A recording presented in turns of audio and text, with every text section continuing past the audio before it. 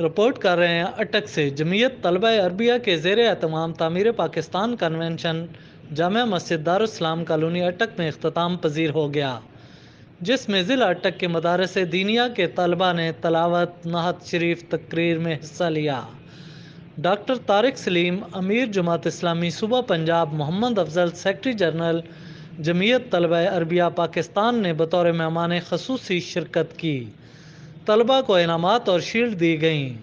متحدہ مجلس عمل ضلع اٹک کے صدر علامہ مفتی ابو طیب رفاقت علی حقانی نے اختتامی کلمات میں کہا کہ دینی مدارس اسلام کے مضبوط قلعے ہیں۔